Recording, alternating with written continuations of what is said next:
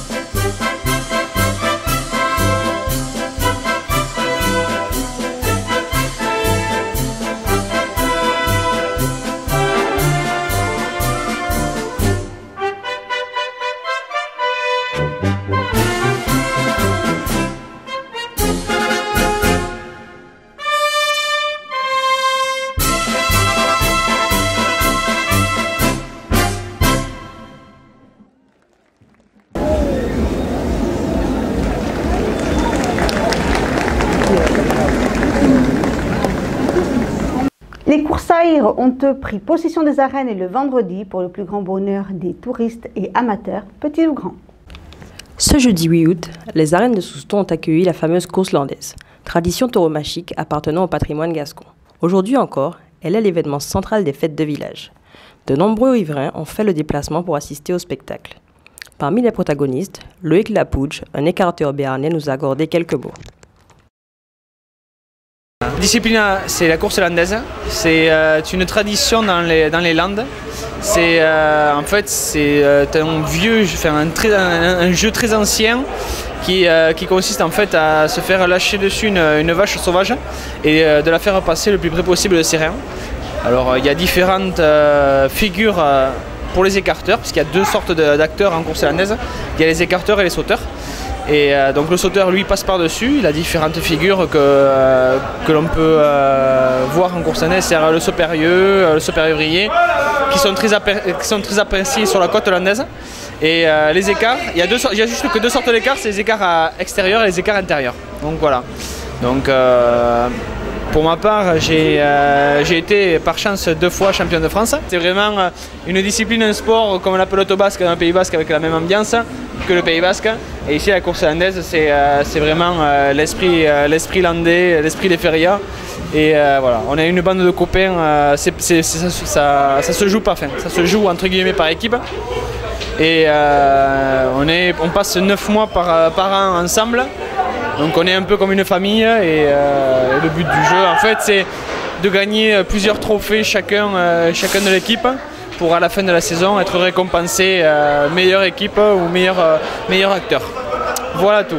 Et moi ce que je peux dire le plus c'est que j'invite les gens, de nombreux gens qui ne connaissent pas la course landaise et qui voient les panneaux, qui partent en vacances et qui voient les panneaux course landaise ou course royale, que ce soit au Pays Basque ou course de vachette, à venir découvrir la course landaise et se faire leur propre avis sur la course landaise et qui verront que certains changeront d'avis sur la course landaise et sur la tauromachie.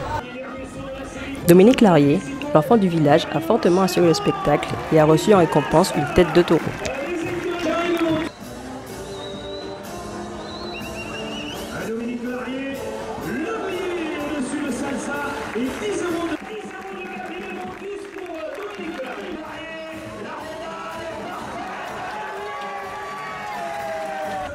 Bien entendu, la course landaise est un sport qui comporte des dangers, essentiellement si on loupe son saut ou son écart.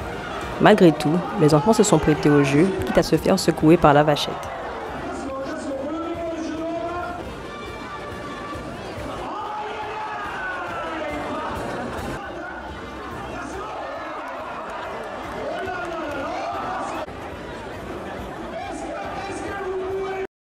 Le spectacle s'est poursuivi par un show équestre mélangeant dressage et voltige exécuté par les membres des écuries Fantagaro.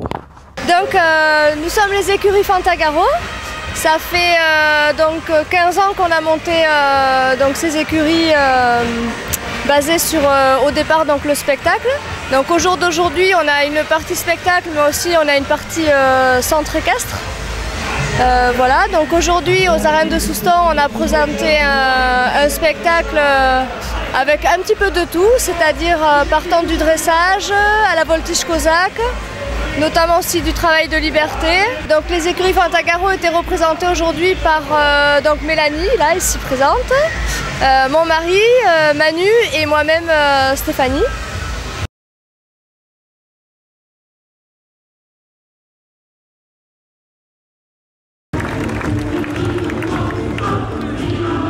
Cette course landaise s'est clôturée par un spectacle pyrotechnique, le Toro de Fuego.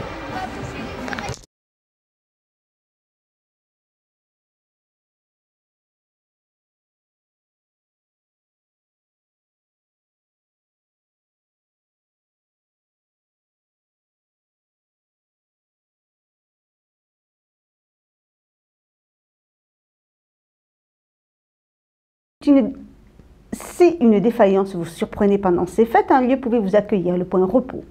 Mais au fait, quelle est exactement son utilité? Notre équipe a rencontré un responsable qui nous livre toutes les réponses. Durant 5 jours, les festères de Souston ont pu jongler entre de nombreuses manifestations organisées par la ville. Spectacles, musique, bals, manèges, bandas. Ce qui fait surtout le charme des fêtes, c'est l'ambiance dans laquelle la ville est imprégnée.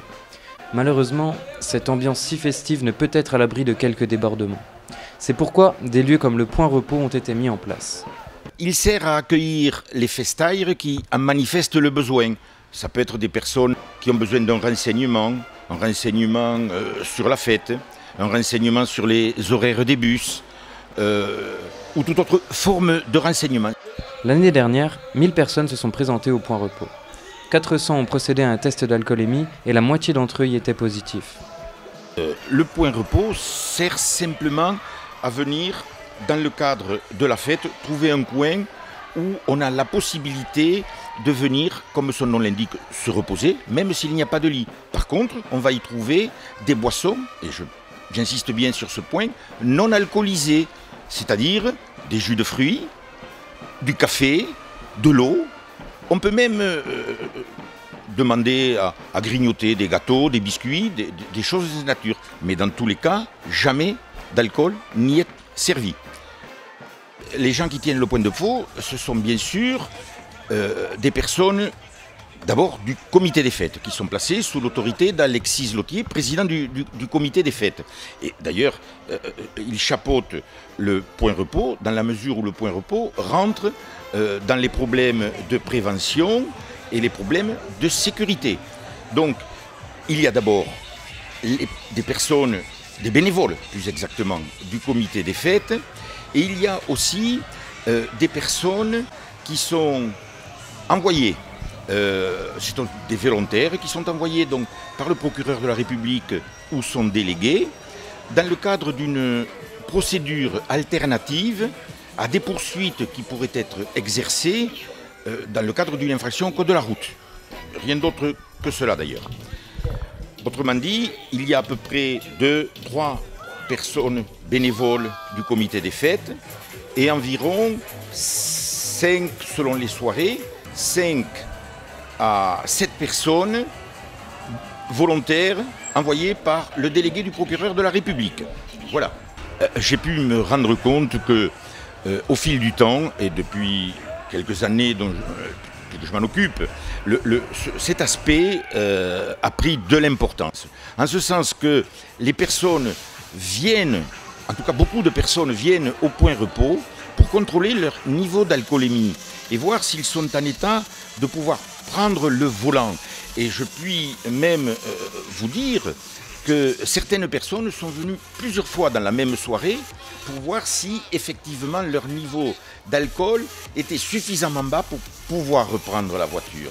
Et ça, je pense qu'on peut, comment dire, le mettre sur le compte d'une sérieuse prise de conscience des jeunes, parce que les personnes qui se présentent ont entre, on va dire, 18 et 40 ans. Cette prise de conscience me paraît un point important du point repos. Voilà, tout simplement, c'est une prise de conscience. Voilà. Cet espace offre donc de multiples atouts, que ce soit pour se renseigner, pour recharger ses batteries ou encore pour savoir si l'on est en état de conduire. S'il se trouve qu'un jour vous-même vous trouvez dans un de ces cas de figure, n'hésitez pas et passez au point repos où des gens compétents sont là pour vous aider. Aujourd'hui, retour sur les 10 km de Souston, où tous les ans, dans le peloton, on retrouve des pros venus chercher la victoire ou un chrono, des mordus de course à pied et des coureurs aux histoires singulières comme Christophe Gerck, qui reprend la course après un accident. Au milieu des 2000 coureurs alignés au départ, Christophe est un habitué de la course. Et pourtant, aujourd'hui, ces 10 km sont une grande première. Cette course, elle est particulière parce qu'en fait, c'est une course que je faisais traditionnellement tous les ans pour l'ouverture des fêtes de Souston. Je suis un coureur, j'étais un coureur assidu, on va dire. J'aimais courir comme ça, pas pour la performance, mais pour le plaisir. Et malheureusement, il y a 3 ans maintenant, j'ai eu un accident de la voie publique. En fait, j'ai été renversé par une voiture avec une fracture assez compliquée du genou et du tibia et du péroné. J'ai failli perdre la jambe, ça je l'ai su un petit peu plus tard.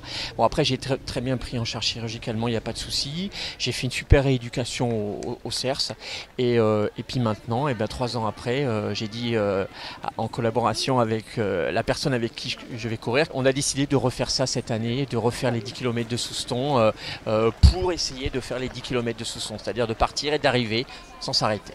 Il y a 3 ans, Christophe avait accompagné Véronique pour ses premiers 10 km. Aujourd'hui, pour sa première course après l'accident, les rôles sont inversés. Mon premier 10 km, j'étais pas très bien préparée, j'avais peur. Et lui m'a dit, mais on va le faire ensemble, je resterai avec toi toute la course. Et il l'a fait. Et j'y suis arrivée. Et donc, après cet accident, je lui ai dit très vite, eh bien, j'espère qu'un jour, on refera un 10 km ensemble. Et ce jour est arrivé, et je suis très contente, parce que ça prouve qu'avec du mental et de la volonté, mais dans la vie, on arrive à tout. La preuve, parce qu'il est là aujourd'hui, et on va faire la course ensemble, au même rythme. Moi, j'ai un peu progressé, un peu, mais je resterai avec lui jusqu'au bout, quoi qu'il arrive. Soutenu et épaulé par Véronique, Christophe a enchaîné les kilomètres tranquillement, à sa mesure, sans se faire entraîner par le rythme des autres coureurs, avec pour seul but, arriver aux arènes. Plus que 4. Ça va le faire? Oui, Ouais. ça va aller. Mon objectif, c'est de partir et d'arriver sans m'arrêter, en ne tirant pas trop sur ma jambe et en me faisant plaisir comme je le faisais avant, quoi. Pas d'objectif de temps, rien d'autre que de finir, quoi, que d'arriver aux arènes en me disant je l'ai fait et je l'ai fait correctement sans me faire mal, quoi. Très content, super, on s'est pas arrêté, j'ai réussi à gérer ouais, la course, les kilomètres passés, c'est bien. Véro m'a bien soutenu, parce qu'à la fin j'avais la jambe un peu en bois quand même. Mais on est arrivé, c'était sympa. Puis on a été porté d'un bout à l'autre par tous les gens, c'est sympa, c'est vraiment hyper sympa. C'est à recommander, cette course est hyper festive, c'est vraiment génial, quoi. Bon, moi, j'ai juste un mot à dire, je suis fière de lui. Il a relevé le défi. Et à tous ceux qui ont des défis à relever, bougez-vous. Il y avait déjà un fauteuil roulant, ils y sont arrivés. Tout le monde peut y arriver. Avec de la volonté, on arrive à tout. Voilà, ça sera ma conclusion. L'année prochaine, Véronique et Christophe seront de nouveau au départ des 10 km de Souston. Mais reste à savoir qui accompagnera l'autre. Avant de clôturer cette édition, si vous avez entre 18 et 22 ans et que vous souhaitez faire de la figuration dans le prochain film de Husson, envoyez sans tarder vos candidatures avec photo par mail à figurationbg@gmail.com.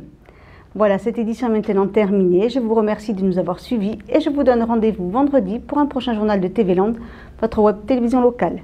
Je vous souhaite en attendant de passer une excellente soirée et vous rappelle ce soir l'ouverture des férias de Dax sur votre web télévision locale TV Land. Bonne soirée!